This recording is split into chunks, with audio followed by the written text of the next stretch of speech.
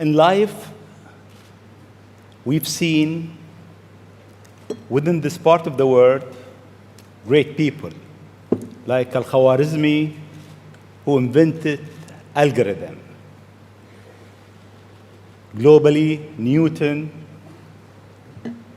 Henry Ford, the Wright brother, Albert Einstein, and Elon Musk.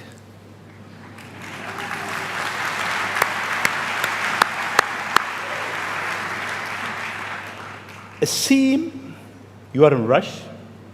You want to go to places that nobody been. You are reinventing a certain industry, from the rocket industry with SpaceX to the car industry with Tesla. What's your mission in life? Why you do whatever you do? Sure. Well, first of all, thank you for having me. It's an honor to be here, and we're having a really great time with my kids in Dubai. It's really been fantastic. I'd really encourage anyone who hasn't been to visit. What a great city. Thank you. Thank you. And in terms of the motivations, I guess the sort of kind of a long version of the explanation, but essentially, when I was a kid, I was wondering kind of what's the meaning of life, like why are we here, what's it all about, and I came to the conclusion that what really matters is trying to understand the right questions to ask.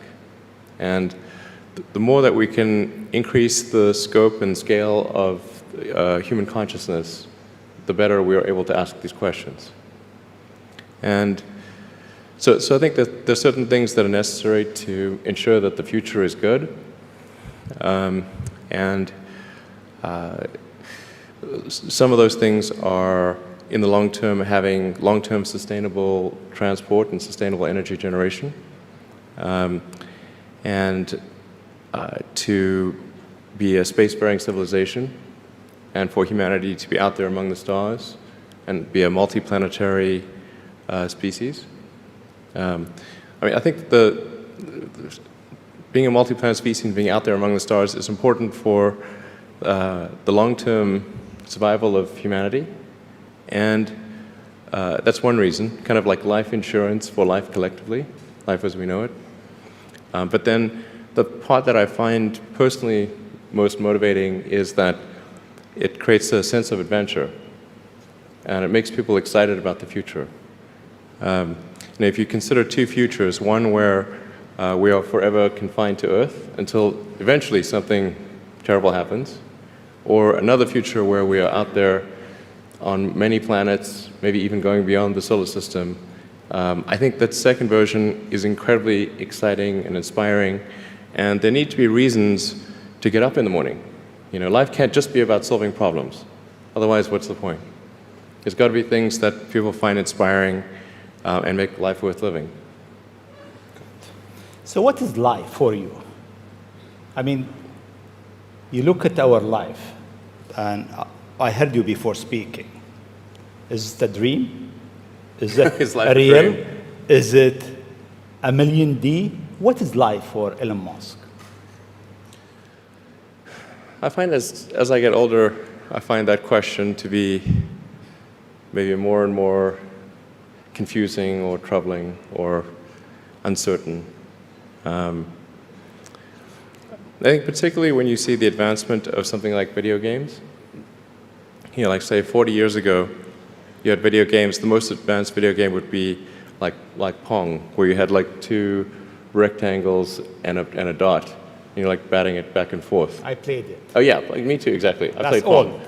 Exactly, it sort of dates you a little bit. But yeah, we both played the same game. And that was like, wow, that was a pretty fun game at the time. But now you can see a video game that's photorealistic, almost photorealistic, and millions of people playing simultaneously.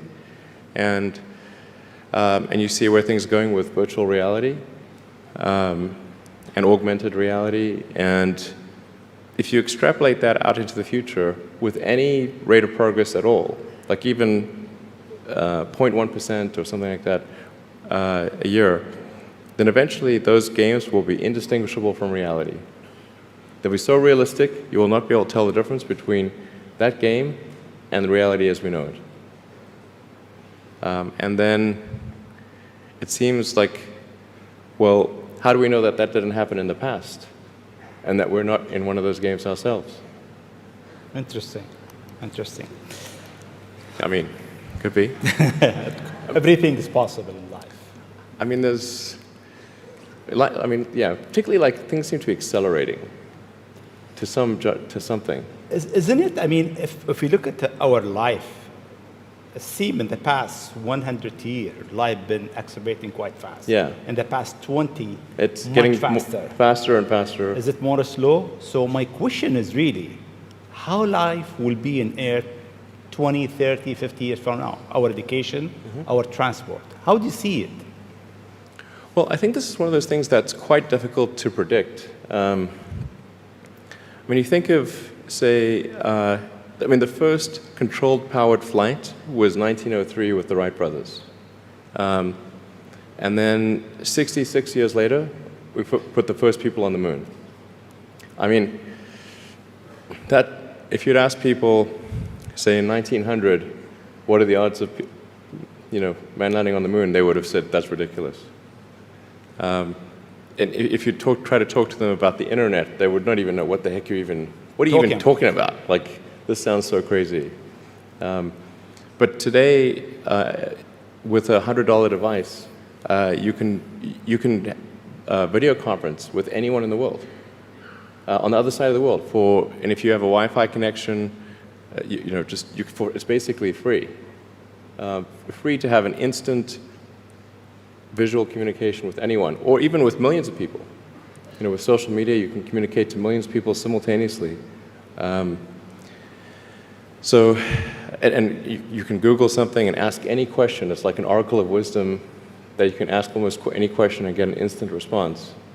It would have been incredibly difficult to predict these things in the past, even the relatively recent past. So I think the one thing that we can be quite certain of is that any predictions we make today for what the future will be like in 50 years will be wrong. That's for sure. I mean, I think directionally, I can tell you what I hope the future has, as opposed to maybe what it will be, because this may just be wishful thinking. I hope we are out there on Mars and maybe beyond Mars, the moons of Jupiter. I hope we're traveling frequently throughout the solar system, perhaps preparing for missions to nearby star systems. I think all of this is possible within 50 years. And I think that would be very exciting to do that. And I think we'll see autonomy and artificial intelligence advance tremendously. I think that's actually quite near term. My guess is in probably 10 years, it will be very unusual for cars to be built that are not fully autonomous. 10 years. 10 years from now. Yeah. I think almost all cars built will be capable of full autonomy in about 10 years. As it is, the Tesla cars that are made today have the sensor system necessary for full autonomy, and we think probably enough compute power to be safer than a person.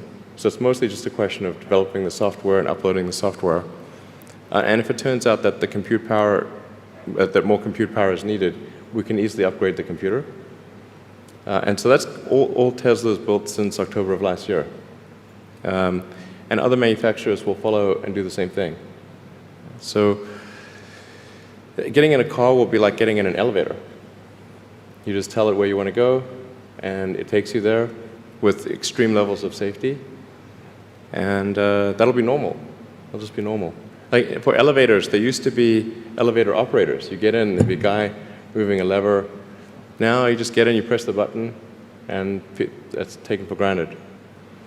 So autonomy will be widespread. I think one of the most troubling questions is artificial intelligence. And I don't mean narrow AI, like vehicle autonomy I would put in the narrow AI class.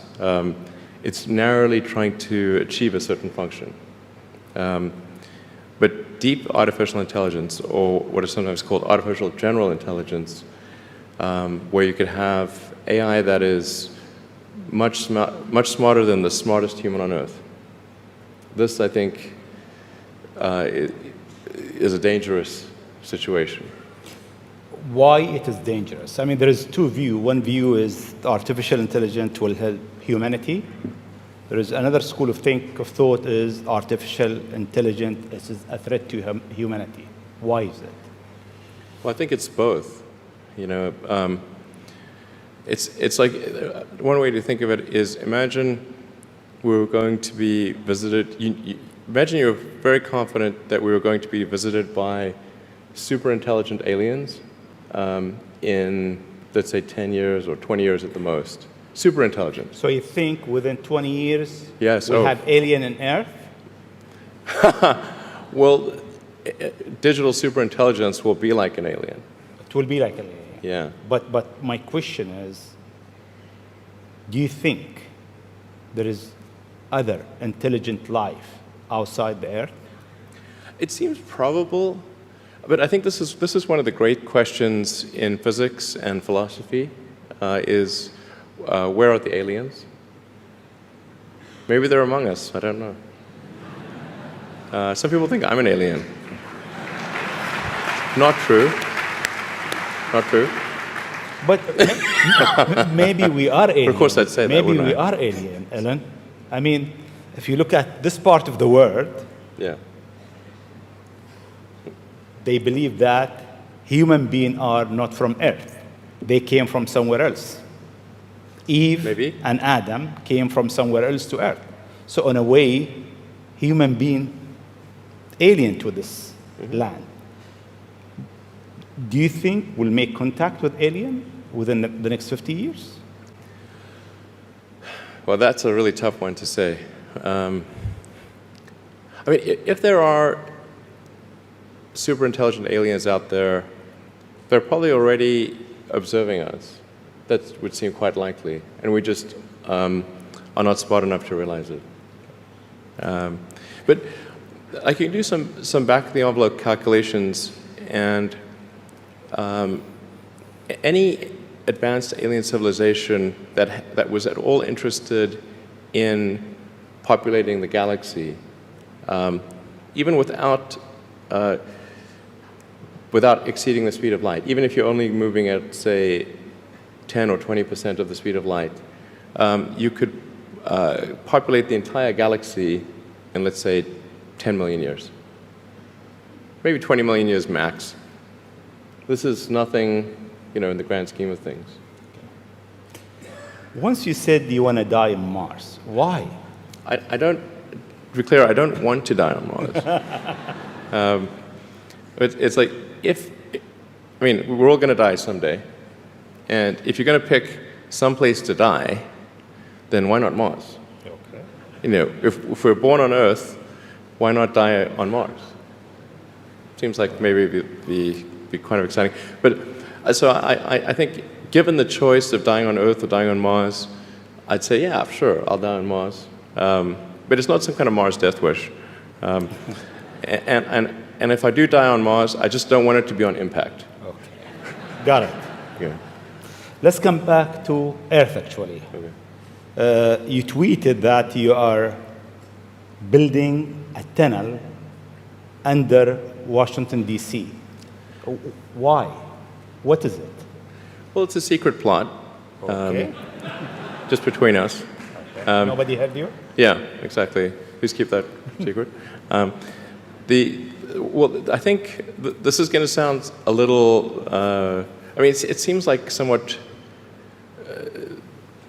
trivial or silly, but I've been saying this for many years now. But I think that the solution to urban congestion is a network of tunnels under cities.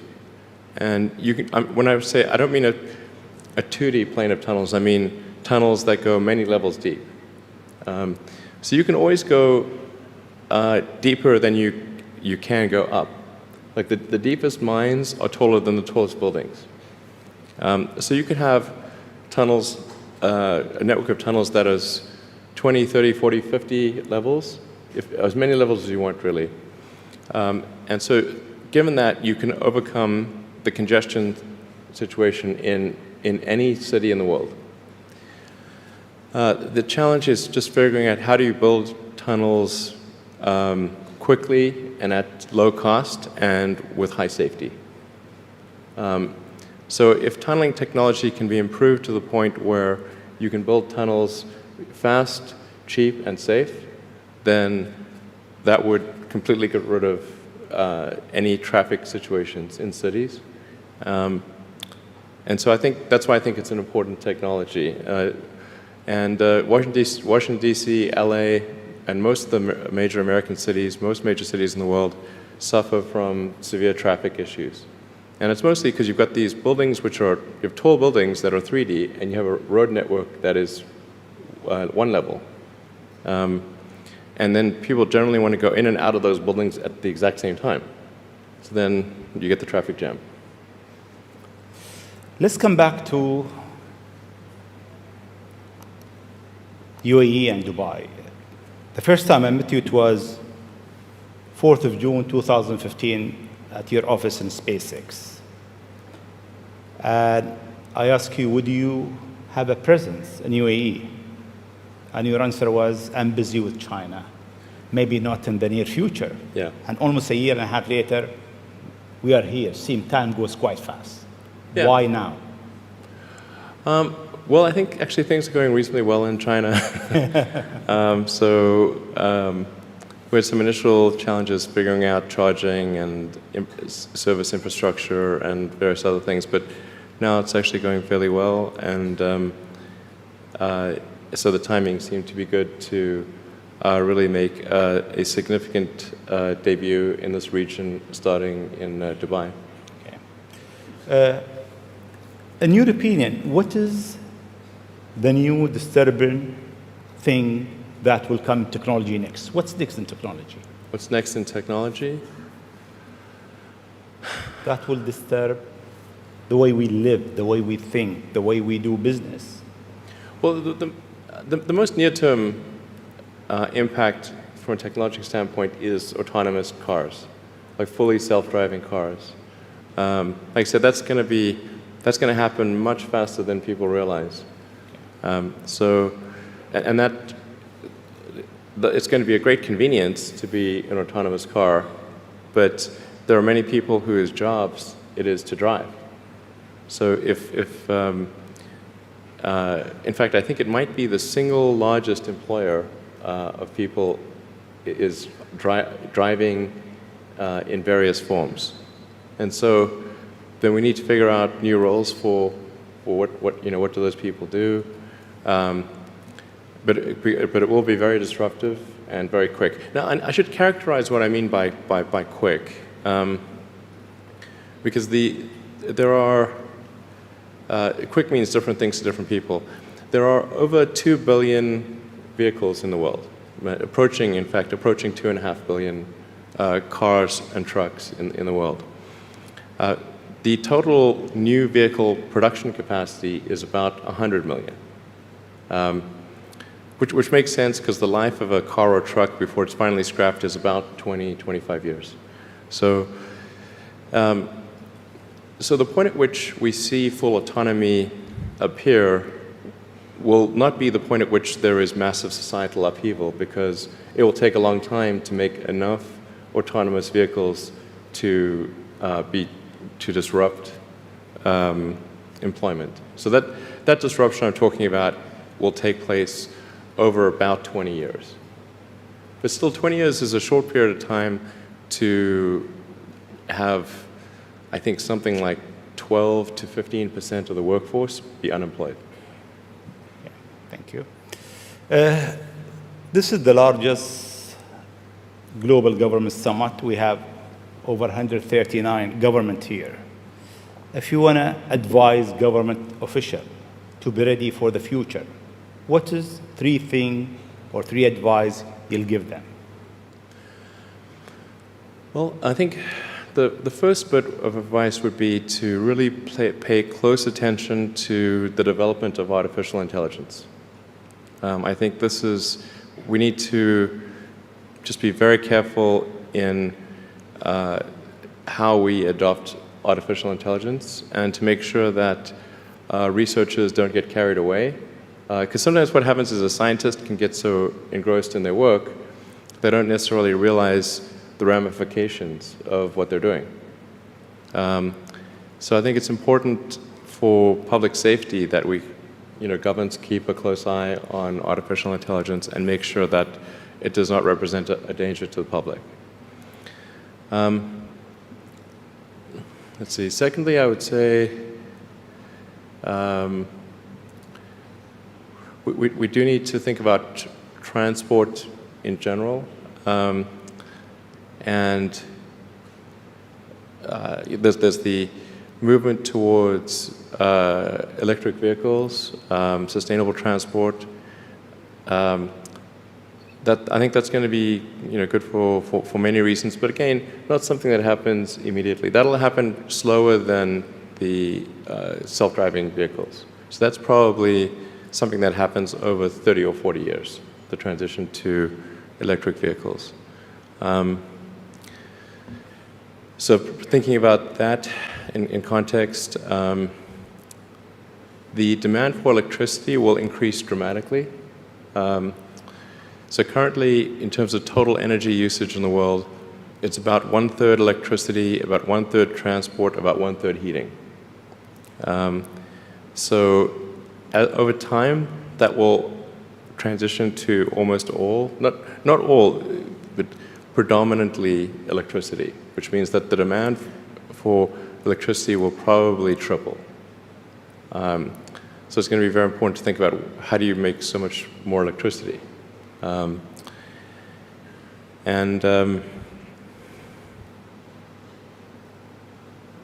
Seem they have an easy job. That's it.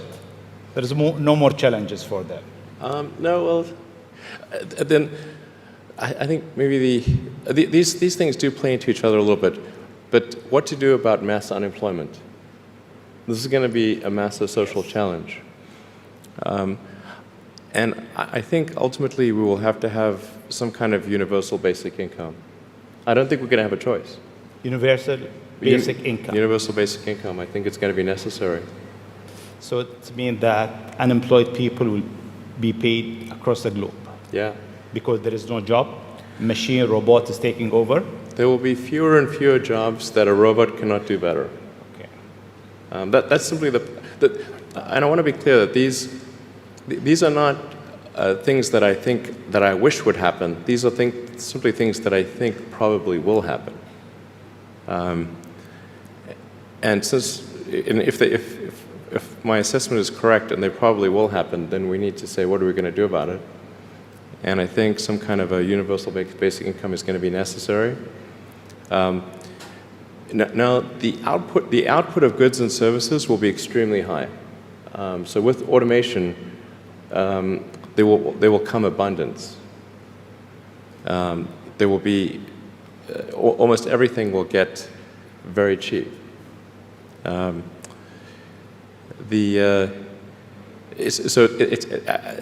think I think we'll just end up doing a universal basic income. It's going to be necessary. The harder challenge, much harder challenge, is how do people then have meaning? Like a lot of people, they derive their meaning from their employment. So if you don't have, if you're not needed, if there's not a need for your labor, how do you? What's the meaning? Do you have meaning? Do you feel useless? That's a much harder problem to deal with. And then how do we ensure that the future is going to be the future that we want, that we still like? No,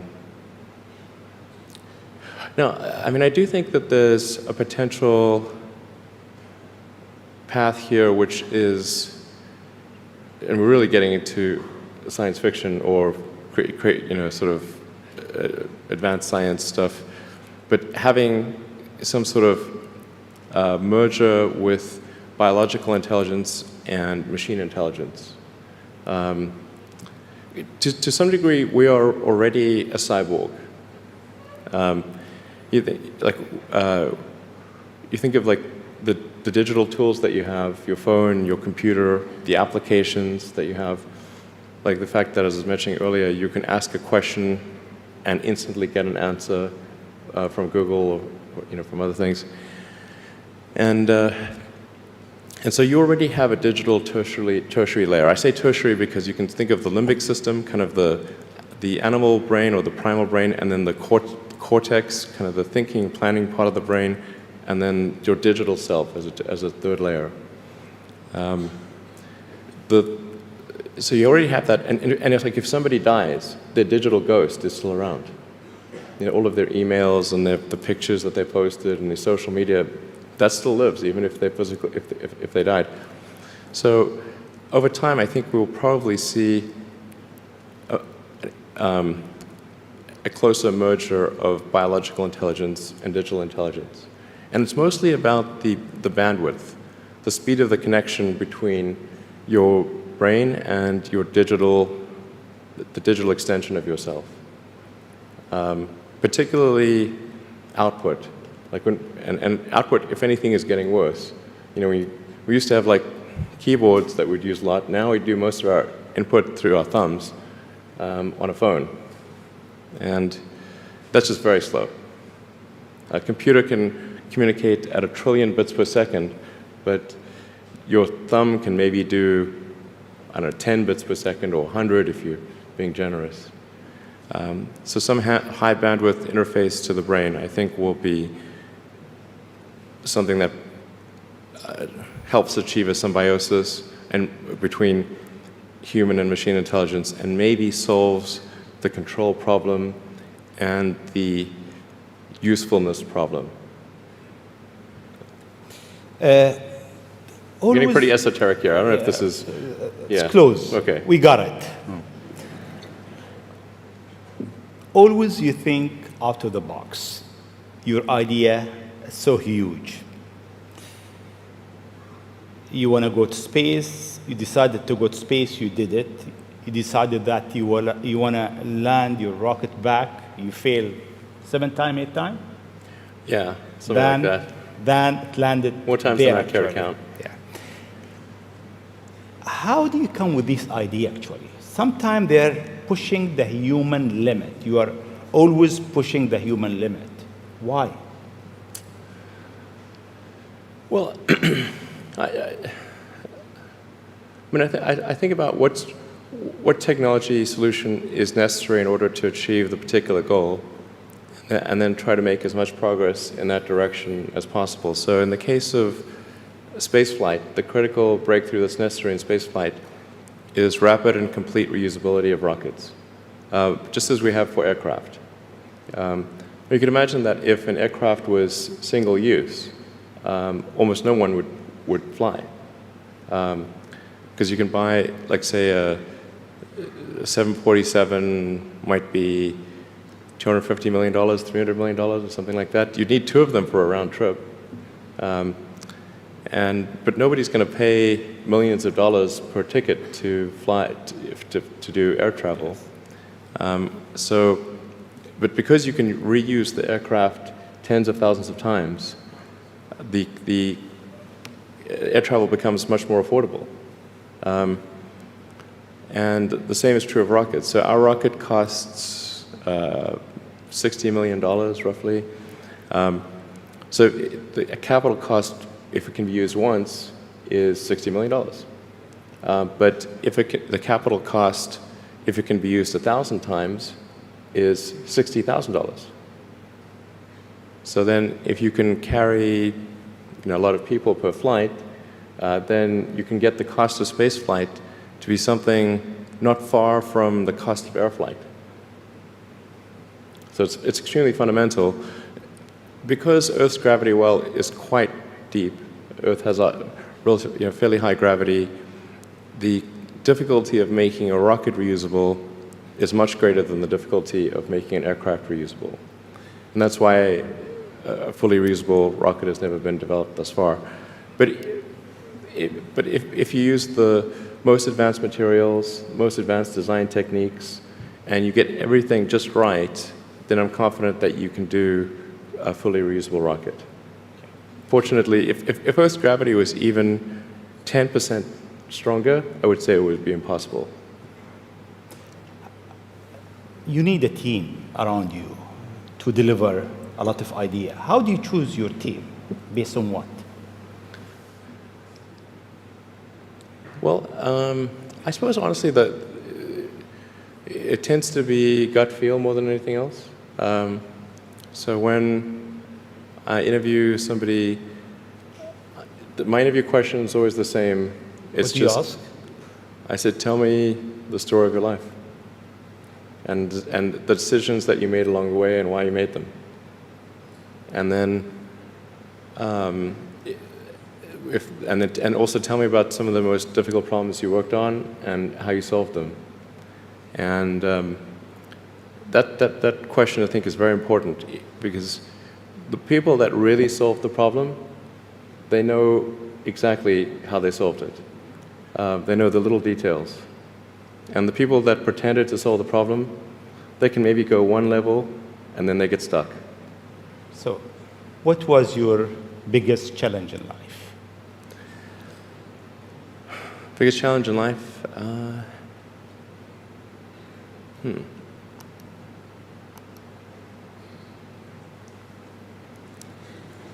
No challenge. Well, no, there's a lot of them. I'm trying to decide which is which is the worst.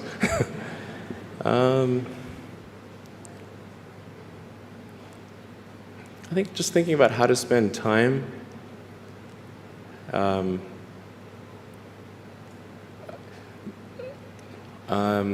of the biggest challenges, I think, is making sure you have a corrective feedback loop, and then maintaining that corrective feedback loop over time, even when people want to tell you exactly what you want to hear. Okay. That's very difficult. Yes. Time is over. I'll ask you just one last question, Sure. if you allow me. In the World Government Summit, we have so many people so many young people actually, from across the globe. If you have an advice to them, young people globally who want to be like Elon Musk, what's your advice to them? I think that probably they shouldn't want to be. You? I think it sounds better than it is. Okay. Yeah, it's not as much fun being me as you'd think. I don't know. You don't think so? No.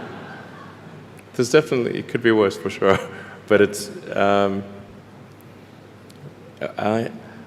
not sure I'm not sure I want to be me. Okay. But if, you know, I think advice, I mean, if you want to make progress in things, I think that the best analytical framework for understanding the future is physics. I'd recommend studying the thinking process around physics, like not the equations. I mean, the equations certainly they're helpful, but the way of thinking in physics is it's the best framework for understanding things that are counterintuitive. And you know, always taking the position that you're to some degree wrong, and your goal is to be less wrong over time. One of the biggest mistakes people generally make, and I'm guilty of it too, is wishful thinking. You know, like you want something to be true, even if it isn't true. And so you ignore the things that, you ignore the real truth because of what you want to be true. This is a very difficult trap to avoid. And like I said, it's certainly one that I find myself in having problems with. But if you just take that approach of you're always to some degree wrong, and your goal is to be less wrong, and solicit critical feedback, particularly from friends. Like friends, particularly friends, if somebody loves you, they want the best for you. They don't want to tell you the bad things. So you have to ask them and said, really, I really do want to know. and then they'll tell you. Thank you very much. It's been